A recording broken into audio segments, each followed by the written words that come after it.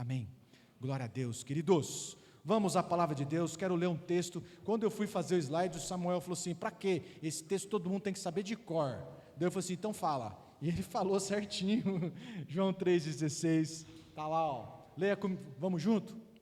Porque Deus tanto amou o mundo, que deu o seu Filho unigênito, para todo o que nele crer, não pereça, mas tenha a vida eterna. Está na versão NVI aí, está diferente daquele que você decorou, né? Mas é isso. Então, queridos, a generosidade reflete o coração de Deus. Fala para o teu irmão: a generosidade reflete o coração de Deus. É isso aí. A maior provisão de Deus para nós, para a sua vida, para a minha vida, foi nos dar Cristo Jesus, o único Filho dele. Então, queridos, Deus tanto amou, que fez o quê? Deu. Fala para mim: deu. Deus tanto amou que deu. Então, o amor de Deus se mostrou grande de que forma? Dando, sendo generoso para comigo e para com você. Deu Jesus Cristo, seu único Filho, por amor de nós. Então essa é uma mensagem que a gente acostumou com ela, e a gente não deveria se acostumar com ela, né? A mensagem da entrega do Filho unigênito se tornou meio normal, né? Pregar acerca disso parece até meio desnecessário. A verdade é que a gente acaba naturalizando, a gente acaba falando estas coisas sem o devido entendimento, sem o devido discernimento. Mas eu preciso te dizer, Deus deu o Filho dele, por mim e por você. E isso é uma prova de generosidade do coração de Deus. Quando a gente banaliza isso, ou quando a gente não entende isso na sua profundidade, na sua grandeza, a gente acaba sendo roubado de dois princípios importantes da palavra de Deus. Um é a generosidade, e o outro é a gratidão. A gente fica sem entender as duas coisas.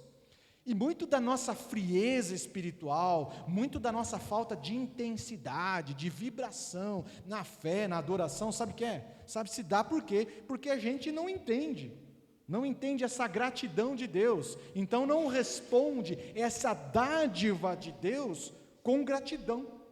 A gente acha que é normal, a gente decorou o versículo, não é? Mas imagina que aquele fosse o teu filho passando pelo que passou, entende? Aí a gente começa, né? É isso. Então, quando falamos de gratidão, ou melhor, quando falamos de generosidade, que é a mensagem de hoje, é o que se espera de uma igreja madura, de uma igreja que reflete Cristo, que reflete o coração do Pai. O Pai manifestou o seu amor sendo o que? Generoso. Quando se fala de generosidade, já dá uma coisa ruim dentro da gente. Alguém já olha para o outro e fala: segura a carteira. É hoje. Vai falar de dinheiro.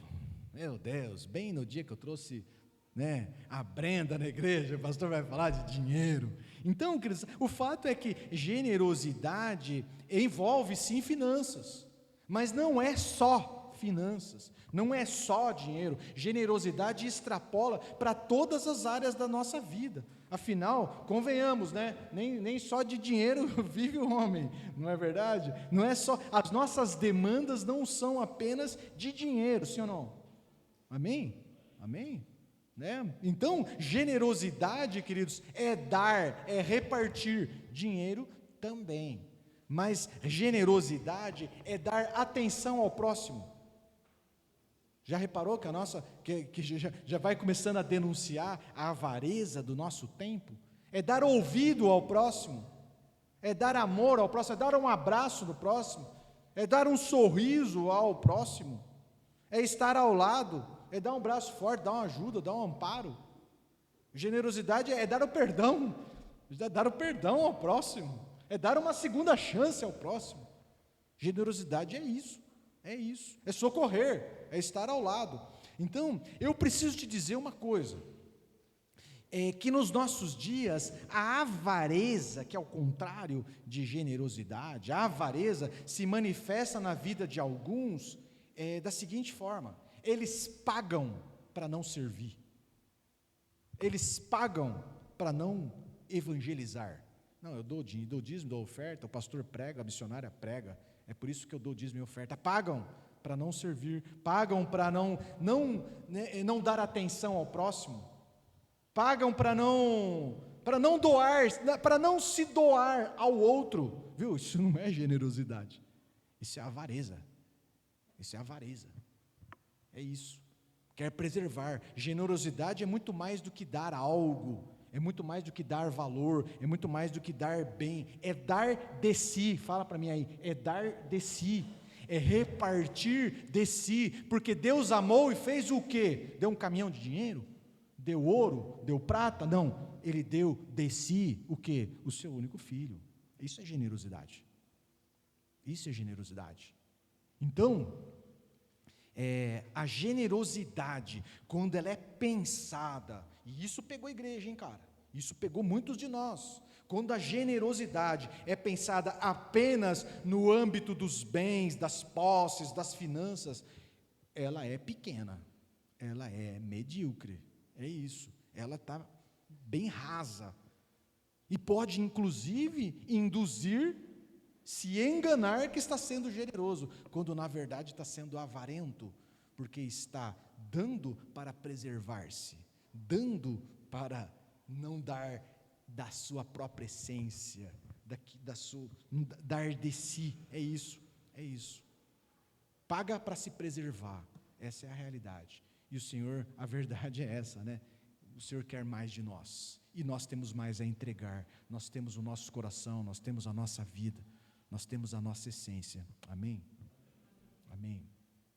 Então é assim, é um fato na palavra de Deus, que o tempo todo o povo de Deus está em movimento. Com Deus não tem paralisia, com Deus não tem tédio. O tempo todo Deus está nos levando para uma nova estação, para um novo tempo. Então, a gente gosta do povo hebreu, né?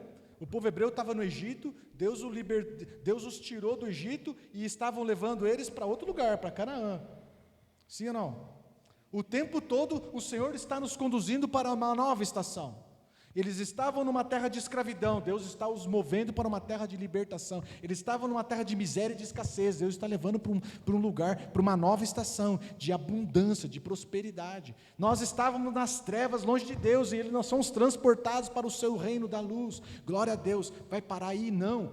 O Senhor está nos tirando de uma estação, às vezes de unção, de glória, de revelação, e nos leva para uma outra estação de mais glória, de mais unção, de mais intimidade com Ele. Sempre é assim e sempre será assim.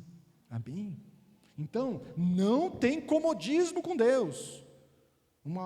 Se está muito confortável, prepara, Ele vai te chacoalhar e te levar para uma nova estação. Sempre foi assim e sempre será assim. Deus está sempre movimentando o povo dele.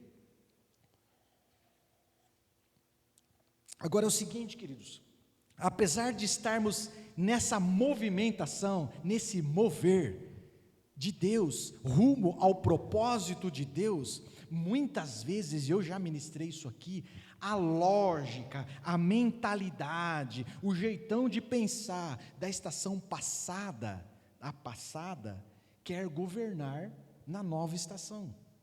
Estão comigo?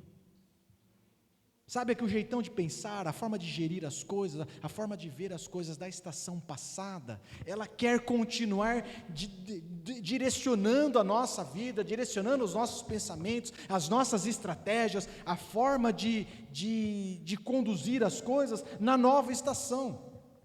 E tem que ser diferente, Então nós vamos ler um texto que vai deixar muito claro isso. Vamos ler aqui um texto de Êxodo 16, do versículo 19 ao versículo 20. O Senhor está enviando maná ao povo dele, e diz assim, olha a orientação: ninguém deve guardar nada para a manhã seguinte. Ninguém é ninguém, não precisa guardar, fica tranquilo. Ordenou-lhes Moisés. Todavia, o que fizeram alguns? Alguns deles não deram atenção a Moisés e guardaram um pouco, esse pouco de maná, até a manhã seguinte. Mas aquilo criou bicho e começou a cheirar mal. Por isso Moisés irou-se contra eles. Deus falou o seguinte: não precisa guardar, eu vou prover o necessário todo dia. Não guarda, confia em mim. Mas o que aconteceu? A mentalidade do tempo de escassez. Os caras não se libertaram da mentalidade do Egito, da mentalidade da miséria, da mentalidade da falta, da fome. E eles falaram assim, ele falou para não guardar. Mas vai que amanhã não tem. A mentalidade da estação passada está querendo governar na nova estação.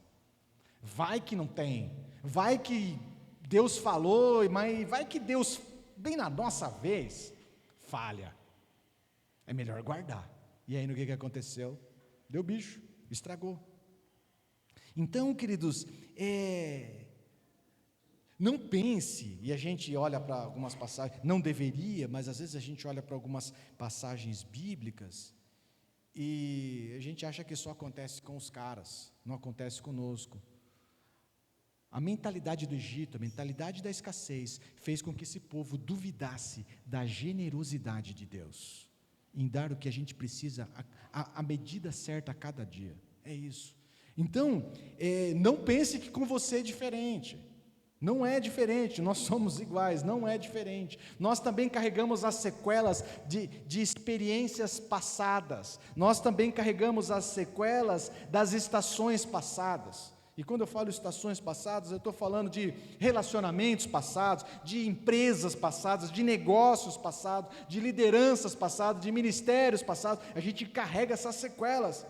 E agora, em meio ao novo de Deus, ao tempo novo de Deus, a gente começa a duvidar se Deus realmente vai nos sustentar, se Deus realmente vai se manifestar, se realmente Deus vai nos dar estratégia, se realmente Deus está na direção, e a gente começa a lançar mão das velhas estratégias, das velhas muletas, dos velhos recursos, apesar de estar vivendo numa estação nova. Isso é terrível.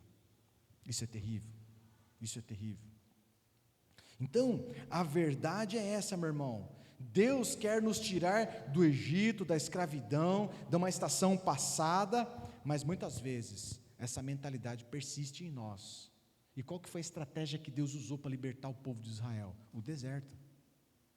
Conduziu pelo deserto. O que é o propósito do deserto? O propósito do deserto foi tirar o Egito do coração das pessoas. Tirar os caras do Egito, Deus foi lá com a mão e tirou. Agora, como é que faz para sair essa mentalidade antiga? O Senhor conduziu o povo pelo deserto.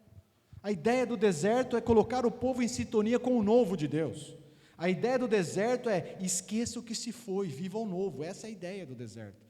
Então, Deus estabelece processos, jornadas, temporadas, não interessa a palavra que você quer usar, mas eu sei que Deus estabelece algo para fazer, para que cada um de nós, para tirar de cada um de nós essa mentalidade antiga, o restolho do passado, o restolho da estação antiga, para que a gente possa desfrutar da plenitude do novo, para que a gente possa desfrutar da plenitude daquilo que Deus tem. Então é isso. Para alguns, queridos, para alguns assim, em decorrência da distração, da displicência, da incredulidade ou da dureza de coração, o processo é duro, difícil e demorado. Para o povo hebreu foi 40 anos. Por quê? Por causa da incredulidade. Alguns repetem de ano e repetem várias vezes. Então, e foi exatamente o que aconteceu com os discípulos. A grande maioria das vezes, esse reprovar nos leva a duvidar da generosidade de Deus, de que Deus pode nos suprir, nos sustentar, nos prover, nos guardar. É isso. Então, o texto de Marcos, abre aí na tua Bíblia, porque é legal esse texto. Você vai ver que os discípulos, os caras que estavam de cara para Jesus, assim, sentindo o hálito de Jesus, também deram dessas. Marcos 8, do versículo 1 ao versículo 4, vai falar da segunda multiplicação dos pães. Deixa você encontrar aí. Eu vou ler lá na NVI, mas é legal que você leia na tua versão aí. É a segunda multiplicação dos pães.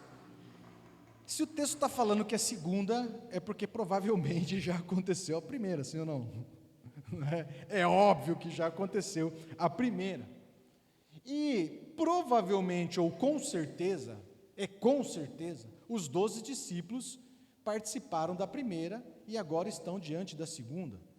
Provavelmente algumas pessoas poderiam estar na primeira e agora também estão na segunda. Bom, enfim, esse milagre não é novidade para alguns, é isso que eu quero dizer.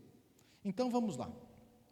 Marcos 8, do versículo 1 ao versículo 4. Naqueles dias, outra vez reuniu-se uma grande multidão. Visto que não tinha nada para comer, Jesus, chamando os seus discípulos, e lhes disse: tenho compaixão dessa multidão, já faz 3 dias que eles estão comigo e nada têm para comer. Se eu mandar para casa com fome, vão desfalecer no caminho, porque alguns deles vieram de longe.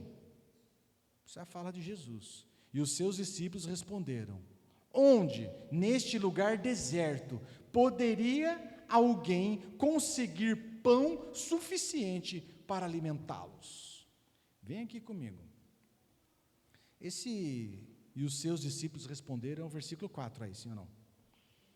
Esse versículo 4, não parece uma murmuração? Não parece um desabafo? O Senhor Jesus faz um comentário, os caras vieram de longe. Se mandar os caras embora, eles vão empacotar no caminho aí. E os discípulos respondem Jesus de uma forma de travessada. Onde que quem seria capaz de providenciar pão para esse povo todo? Onde que você está com a cabeça? Você está entendendo? Então, queridos, mesmo estando diante de Jesus, o mesmo Jesus que pouco tempo antes ministrou um milagre da multiplicação dos peixes e dos pães, e sobrou 12 cestos. Sabe o que é 12 cestos? Na hora que sobrou, cada discípulo de Jesus levou um cesto nas costas. Você já carregou um cesto nas costas? Pois é, um deles carregaram um cesto nas costas, levando para casa pão multiplicado. E mesmo assim, diante dessa oportunidade, os caras não conseguiram discernir que eles estavam podendo ter a oportunidade de viver de novo um milagre do Senhor.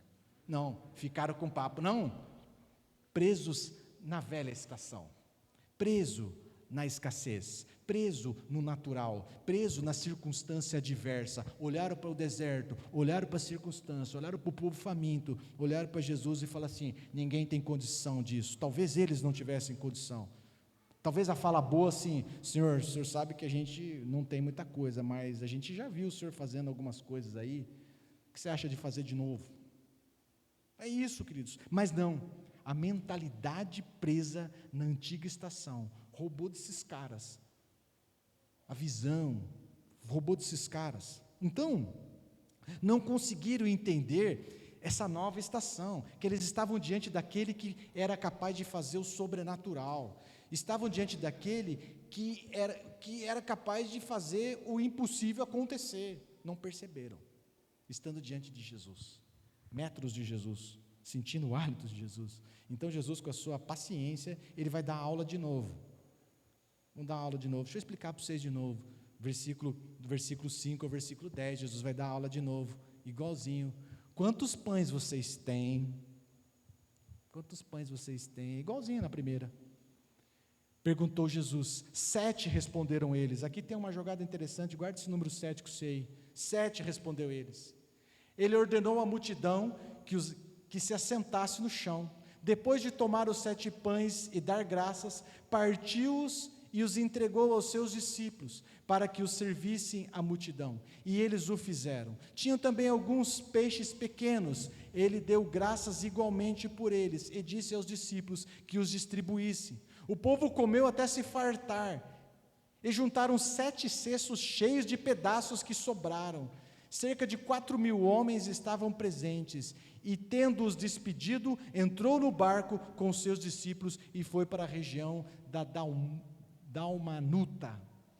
Queridos, Jesus novamente dá aula. Vocês não se lembram? Deixa eu ajudá-los. Quantos peixes vocês têm? Quantos peixes eles tinham? Fala forte, irmão. 7 peixes. O Senhor multiplicou e alimentou a multidão. Aula nova. Novo, está aí de novo, vamos ver se vocês aprendem. Né? A história segue, Jesus entra no barco, ao sair dali, lá para o versículo seguinte, aí Jesus bate boca com os fariseus, para encerrar bem o dia, o povo estava questionando Jesus para encerrar bem o dia, bate boca com os fariseus, e quando entra no barco, tem uma situação muito curiosa, que acontece, que você vai ler lá no versículo 14, o versículo 14 diz assim, ó, e os discípulos haviam se esquecido de levar pão, a não ser o quê? Um pão que tinham consigo no barco.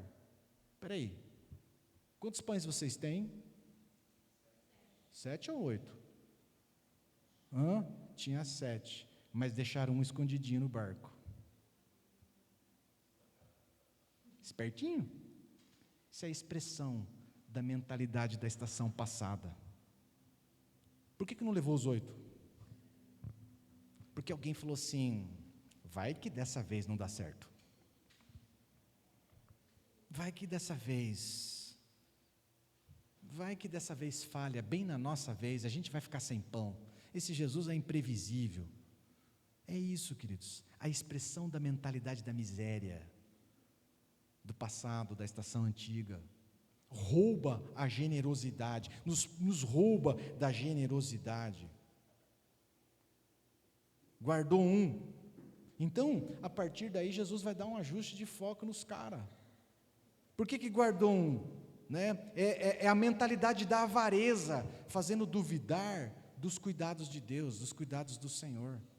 Podia ter levado tudo, levaram 7 e voltou com 7 cestos cheio. Se tivesse levado 8, poderia ter voltado com 8, com 9, com 10, sabe lá o que Jesus podia fazer desse pão a mais, mas preferiram guardar o seu pãozinho bolorento, ao invés de confiar em Deus. É isso. Então no versículo 17 e em diante, Jesus vai dar um ajuste de foco, vamos ler junto.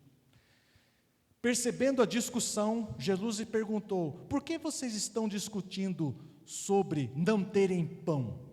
Ainda não compreenderam, nem perceberam? Os caras, deixa eu te falar, quando está preso na estação passada, não percebe o que Deus está fazendo de novo. A cabeça está lá atrás, cara. A cabeça, a avareza rouba o melhor de Deus, rouba o sobrenatural de Deus. Ainda não compreendem, não percebem, seus corações estão endurecidos, com certeza. E você sabe que a dureza de coração impediu que Jesus fizesse os milagres na terra dele. A dureza de coração impede o sobrenatural de Deus, atrapalha o sobrenatural de Deus. Vocês têm olhos, mas não veem, têm ouvidos, mas não ouvem. Esse é o texto de Salmo 115. Vocês estão vivendo uma idolatria, cara? Vocês estão embrutecidos, vocês estão cegos? Não lembram? Quando eu parti os 5 pães para os 5.000, quantos cestos cheios de pedaços vocês recolheram? 12, responderam eles. Eles lembram. Você viu que ele lembrou? E por que não entregou os 8? Responderam eles. E quando eu parti os 7 pães para os 4.000, quantos cestos de pedaços vocês recolheram? 7, responderam eles. Ele lhes disse, vocês ainda não entendem? Sabe o que é a mensagem de Jesus, cara? Você viu? Vocês ainda estão correndo atrás de pão? Vocês não precisam de pão, eu sou o pão vivo. Amém?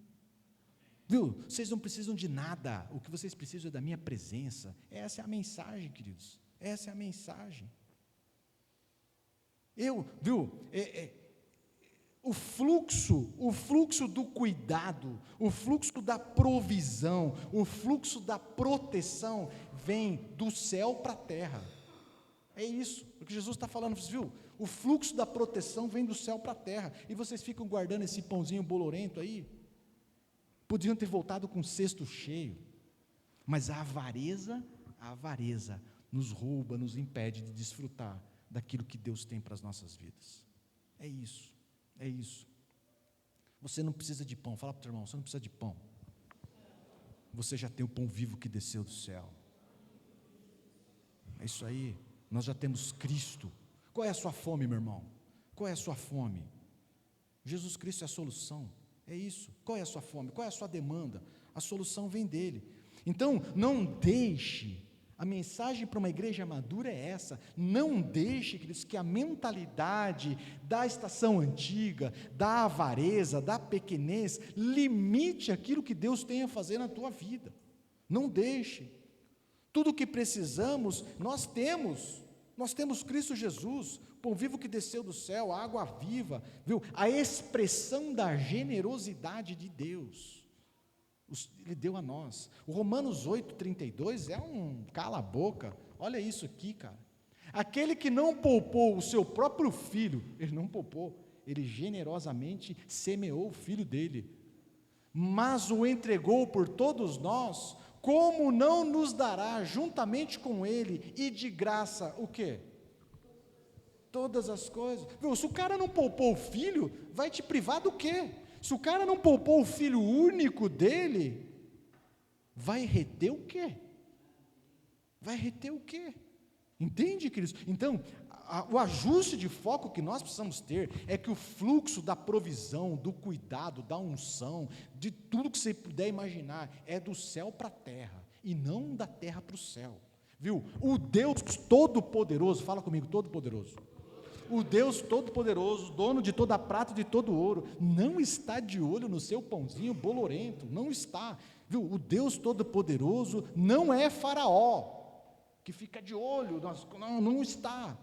O Deus Todo-Poderoso espera que nós venhamos ser generosos também, para que dessa forma possa nos abençoar. É isso. O fluxo é do céu para a terra, é do céu para a terra, meu irmão.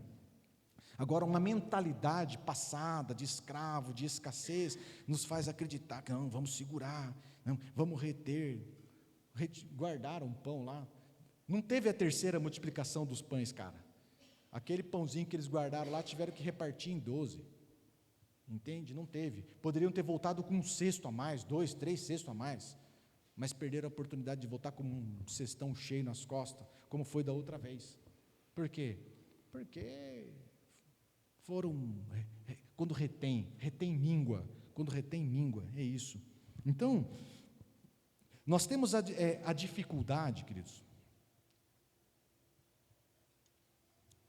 de entender a generosidade, porque assimilamos a ideia de dono. A gente acha que a gente é dono das coisas. Essa é a grande confusão. E eu fui corrigido pelo nosso amado irmão Denivan, na minha primeira aula do CRAU, quando eu falei assim, não, eu vou fazer o CRAU porque eu quero administrar bem o meu patrimônio. Ele falou assim, amado pastor, fala comigo, amado pastor, querido em Cristo Jesus, você não é dono de nada, tudo é dele, tudo vem dele, tudo é dele, tudo volta para ele. Sabe por que nós temos dificuldade de ser generosos? Porque a gente incorporou a ideia de dono, a gente acha que é dono, esquecemos que tudo é dele, tudo é por ele, tudo volta para ele. Então, através da generosidade, Deus quer nos fazer, a generosidade de Deus para nós, Deus quer nos fazer canais de bênção para a vida do outro, é isso. Essa que é a ideia, a bênção não para, a generosidade de Deus nos abençoa, essa bênção cumpre o seu propósito da nossa vida e não para em nós, ela abençoa outros, porque igualmente precisamos ser generosos, afinal recebemos uma graça imensa. O que eu vou fazer com essa graça?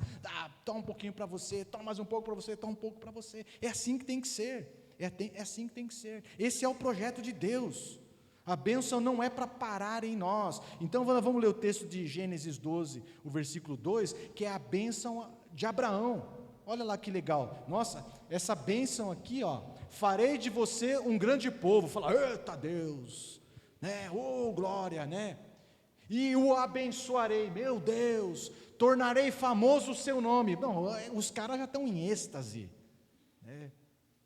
E você será uma bênção. Sabe o que é isso aí? Eu vou te abençoar para você abençoar outros. Não é para a bênção parar em você. Não é para você encher o celeiro até a tampa e falar assim, eu sou o cara. A bênção não para em nós, ela cumpre o seu propósito em nós e se multiplica para abençoar outras pessoas. Esse é um princípio da palavra de Deus, queridos, de generosidade. Às vezes não temos, e não estou falando só de finanças, eu estou falando de tudo aquilo que eu comecei lá. Não temos generosidade em perdoar, em amar, em ouvir, em receber, em abraçar, em socorrer, em semear dinheiro também. Não temos. Por quê? Porque a avareza nos tomou, nos prendeu. Então, tudo que se fundamenta, se por um lado a generosidade nos faz canal de bênção, por outro lado, queridos, tudo que se fundamenta na avareza, em reter, encher o celeiro até a tampa, só para mim, eu preciso te dizer, não tem o mínimo fundamento em Deus, não tem o favor de Deus, digo mais, mingua, seca e acaba. O texto que nos embasa e fundamenta isso perfeitamente é o texto de Tiago 4, versículo 2 e versículo 3. Olha a expressão da avareza. Vocês cobiçam coisa, já começou mal, né? Vocês cobiçam coisa e o que acontece? Não as têm. Matam e invejam, mas não o quê? Conseguem obter o que desejam. Vocês vivem a lutar e a fazer guerras, não têm porque não pedem, quando pedem, não recebem, por quê? Pois pedem por motivos errados, motivação errada. E qual que é a motivação errada? Para gastar com seus próprios prazeres, Então,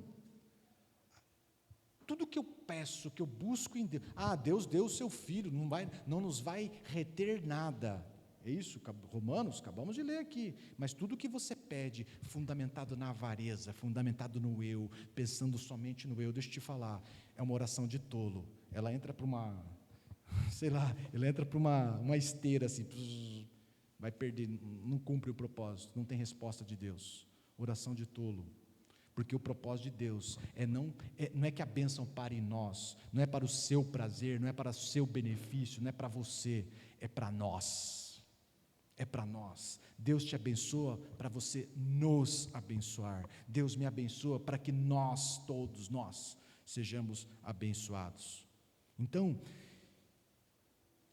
tudo que se fundamenta na avareza, tudo que se fundamenta no foco eu, não encontra resposta em Deus. Entra para uma vala assim, oração de tolo. Não cumpre o propósito em Deus. Então, tem um mistério, e um mistério sobrenatural na generosidade. E o texto de Provérbios 11, 24, vai relatar bem isso, e a gente fecha essa noite com esse texto. Provérbios 11, 24, vai relatar esse mistério, esse sobrenatural de Deus, manifesto na generosidade. Olha o que diz esse texto aqui. A quem dê generosamente, o cara dá generosamente, o que o avarento vai falar? Cuidado, vai acabar, vai secar, cuidado, né? Mas olha o que diz o provérbio, olha o mistério, a quem dê generosamente e vê aumentar as suas riquezas, o cara dá, o cara reparte, o cara distribui, e a riqueza aumenta, ele tira, e distribui, e a riqueza aumenta. Sabe por quê, queridos? Sabe por quê? Porque o que ele recebe, ele trata como semente, ele semeia, e aquela semente vira uma colheita, e ele sempre tem de onde colher, é isso. Então ele sempre tem uma grande colheita pela frente. Agora, olha o que diz o texto. Outros retêm o que devia dar. Fala assim, eita Deus. Retém o que devia dar. Mas se retém, ele vai ter. Ele retém, não pode acabar. Segura, Marcelo, fecha, João, segura. Vamos, tampa para ninguém ver. Tampa, protege. E o que acontece com ele? Retém o que deveria dar e cai em pobreza. Sabe por quê? porque ele retém a semente, ele come a semente, ele não semeia na vida de ninguém, ele não semeia para lado nenhum. Então sabe o que acontece? Não tem de onde colher, míngua, seca, não planta, não semeia, míngua, seca, é isso. Então, queridos, qual a motivação da nossa generosidade? Porque o coração tem tudo a ver com esse negócio. Qual é a motivação? A motivação é a gratidão. É a gratidão porque o Senhor nos amou primeiro. Não tínhamos nada, e o Senhor nos deu tudo. Tudo. Então, eu oferto, eu dizimo, eu cultivo, eu reparto generosamente, é o que nós devemos, né? Digo nós devemos cultivar, ofertar, repartir generosamente, porque queremos proporcionar ao Pai uma colheita bem grande de filhos semelhantes a Cristo Jesus. Amém? Está cortando aqui. Nós vamos cultivar, nós vamos regar, nós vamos repartir generosamente, porque qual que é a nossa motivação? É proporcionar ao Pai uma colheita bem grandona, afinal ele semeou um filho, ele vai colher muitos filhos, tais como Cristo Jesus, para a glória dele, para o engrandecimento do nome dele. Amém? Amém. Queridos, o Senhor está nos levando sempre para uma nova estação. Não deixe que a mentalidade passada venha te roubar, venha limitar aquilo que Deus tem para a sua vida. Amém? Esse é um desafio do meu coração. A gente tem que estar sempre antenado, porque o Senhor está nos levando para as estações novas o tempo todo. O Senhor não vai te deixar acomodadinho, esquentando uma cadeirinha. E nós vamos precisar ter uma visão nova, um entendimento novo, renovado no entendimento, para continuar generosos, respondendo em gratidão ao Senhor. O Senhor quer te abençoar, para que você abençoe outros, para que de você muitas pessoas venham a conhecer a Cristo, porque através de você, uma descendência, uma geração de pessoas venha a ser igualmente abençoadas. Amém? O que retém míngua, o que reparte, o que divide, o que doa, sempre vai ter, e ver as suas riquezas, ver os seus dons, ver os seus talentos, ver a sua unção só aumentar. Que seja assim na sua vida, que seja assim na nossa vida, que seja assim nas nossas casas, que seja assim nos nossos ministérios. Amém? Vamos nos colocar em pé.